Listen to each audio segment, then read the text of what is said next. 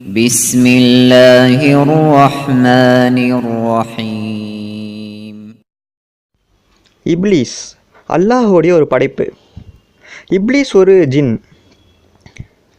இப்லீஸ் நெருப்பால் செய்யப்பட்டவன். குர்ஆன் அவனை பற்றி பேசும்பொழுது நிறைய இடத்துல அவன் நெருப்பால் படைக்கப்பட்ட ஒரு படைப்பு அப்படின்னு சொல்லுது. இப்லீஸ் எங்கேருந்து வந்தான், இதுக்கு முன்னாடி எங்கே இருந்தான்? முஃபஸ்ஸிரீன்கள் விளக்கம் தராங்க. அவங்களோட நிறைய உரையிலேருந்து நம்ம தெரிஞ்சுக்கலாம். அல்லாஹ் அஸ்ஸ வஜல் ஜின்களுடைய மொத்த படைப்பையும் அவர் தான் உருவாக்குனார். இந்த உலகத்தில் அவங்க வாழ்ந்தாங்க. இதுக்கு முன்பு வாழ்ந்த முஃபஸ்ஸிரூன்கள் என்ன விளக்கம் தராங்கன்னா, அல்லாஹ் அவங்கள படைச்சி உலகத்தில் விட்டு தக்லீஃபை கொடுத்தாரு.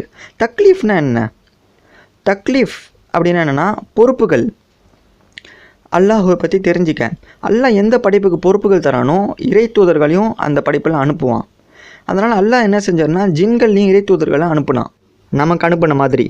அதனால் நமக்கு முன்னாடியே அவங்களுக்கு வந்துட்டாங்க. ஆதம் அலைஹிஸ்ஸலாம் அவர் தான் நம்முடைய முதல் இறை தூதர். ஜின்கள்லேயும் இறை தூதர்கள் நிறைய பேர் இருந்தாங்க. அல்லாஹ் அஸ்ஸ வஜல் தான் அவங்கள அனுப்புனான். ஜின்கள் புகையில்லா நெருப்பினால் உருவாக்கப்பட்டவை. ஜின்கள் அவங்களுக்குள்ள பொதுவாகவே நெருப்புடைய தன்மை இருந்தது. அதனால் அவங்க அதிகமாக கோவப்படுவாங்க, பதட்டப்படுவாங்க, வேகமாக இருப்பாங்க, பலசாலியாகவும் இருப்பாங்க. அவங்களுடைய தன்மைகள், ஜின்களுடைய தன்மைகளை வச்சு பார்த்திங்கன்னா அவங்க நிறைய சண்டை போடுவாங்க. நிறைய சிறு சண்டைகள் அதிகமாக இருக்கும். ஏன்னா அவங்களில் யார் சிறந்தவங்க அப்படின்னு காமிச்சிக்க. இது அவங்களுடைய ஒரு இயற்கையான குணமாக இருந்தது. போட்டியிடுற குணம் அவங்ககிட்ட பொதுவாகவே இருந்தது ஜின்களிடம். ஜின்களில் நல்ல ஜின்களும் இருந்தாங்க. அல்லாஹ் அஸ்ஸ வஜல் சூரத்துல் ஜின்னையும் சொல்லுவான். ஜின்களில் 2 வகையான கூட்டம். ஒன்று சாலிஹூன், இபாதத்தான ஒரு கூட்டம், அல்லாஹுவை வணங்கக்கூடிய ஒரு கூட்டம். ஆனால் 2 கூட்டமும் பூமியில் தான் இருந்தது. அதனால் ஜின்களில் தூதர்களும் வந்தாங்க, நிறைய பேர் வந்தாங்க, கொல்லப்பட்டாங்க அங்கே இருக்க உலகத்தில் இருந்த கெட்ட ஜின்களால். உலகம் அநியாயங்கள் ஊழல்களால் நிரம்பி இருந்தது. ரொம்ப கெட்ட ஜின்கள் அதிகமாகி கெட்ட செயல்கள் அதிகமாக இருந்தது. ஆனால் அப்பேற்பட்ட உலகத்தில் ஒரு குறிப்பிட்ட ஜின் இருந்தான், அவன் தான் இப்லீஸ்.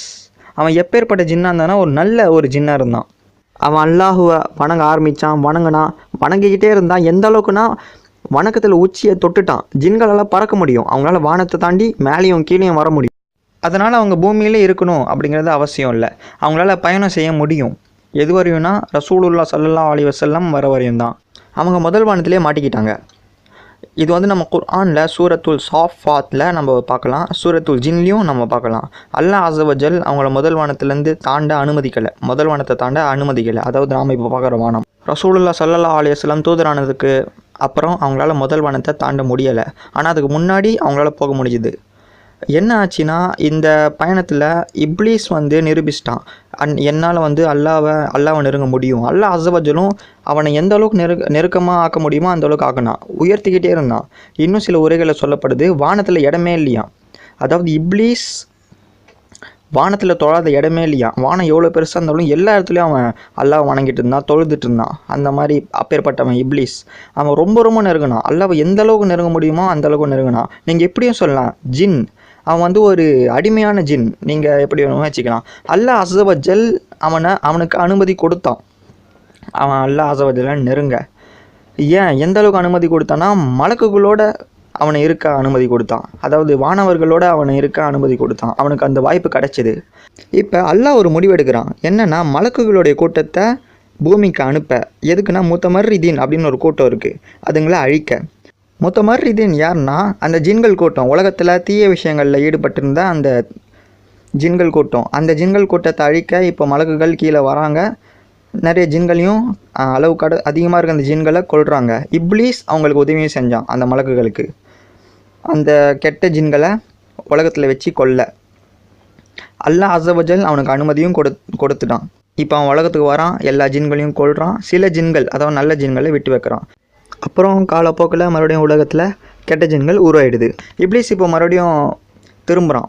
அது ஒரு 100 வருஷம் இருக்கலாம், அது நமக்கு தெரியாது.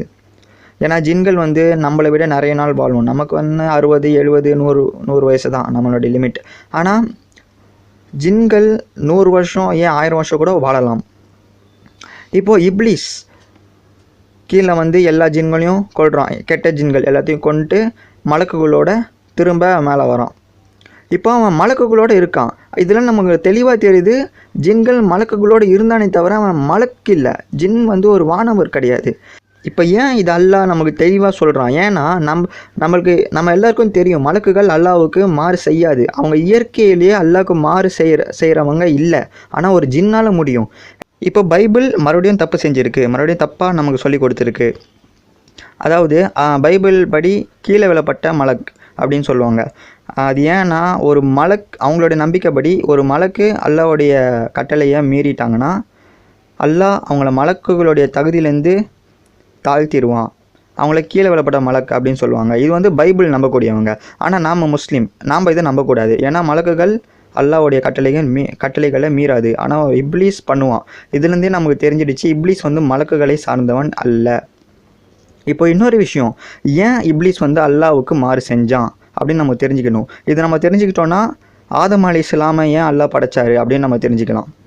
இப்போது அல்லாஹ் மலக்குகளுக்கு ஒரு அறிவிப்பு செய்கிறான். என்னென்னா, நான் உலகத்தில் ஒரு ஹலீஃபாவை உருவாக்க போகிறேன், ஒரு ஆட்சியாளரை உருவாக்க போகிறேன். அவன் வந்து இந்த உலகத்தையே ஆட்சி செய்வான், ஆளுவான், ஆண்டுக்கிட்டே இருப்பான் அப்படின்னு அல்லாஹ் வந்து அறிவிக்கிறாரு. இந்த ஹலீஃபாவை பற்றி சொன்னோடனே இப்லீஸ்க்கு வந்து ரொம்ப சந்தோஷமாயிடுச்சு.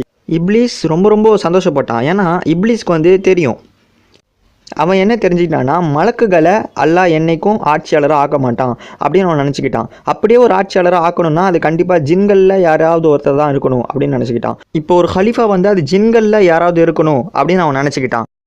ஆனால் அல்லாஹ்வுடைய முடிவு அது கிடையாது. அல்லாஹ்வுடைய முடிவு என்ன அப்படின்னு பார்த்தீங்கன்னா, ஒரு புது படைப்பை உருவாக்க போகிறான் அப்படின்னு சொல்லிட்டான். இது இப்லீஸ்க்கு ஒரு பெரிய அதிர்ச்சி ஆயிடுச்சு. ஏன்னா இப்லீஸ் இத்தனை வருஷம் அல்லாஹ்வை மட்டுமே வணங்கிட்டு இருந்தான். அவன் ஒரு நல்ல ஒரு ஜின்னாக இருந்தான். இப்போ அவனுக்கு வந்து சக்தி தேவைப்படுது, இப்போ அவனுக்கு ஒரு கௌரவம் தேவைப்படுது, அவனுக்கு வந்து உலகத்தை ஆட்சி செய்யணும் அப்படின்னு ஒரு ஆசை வருது. அவனுக்கு வந்து இந்த உலகத்தில் ஒரு தூதராக போகணும், இல்லை இந்த அல்லாஹ் கொடுக்கக்கூடிய புது கட்டளைகளை இந்த உலகத்துக்கு சொல்லணும், இல்லை இந்த ஜின்களுக்கு எல்லாத்துக்கும் அவன் ஒரு தலைமையாக இருக்கணும், அவன் கட்டுப்படுத்தணும் அப்படின்னு நினச்சிக்கிட்டு இருந்தான். இது அவனுக்கு ஒரு மனசில் ஒரு பெரிய நம்பிக்கையை உருவாக்கிச்சு. இப்போ அதெல்லாம் நசுங்கிடுச்சு. இப்போ அந்த புதிய படைப்பு தான் என்ன? Assalamu alaikum.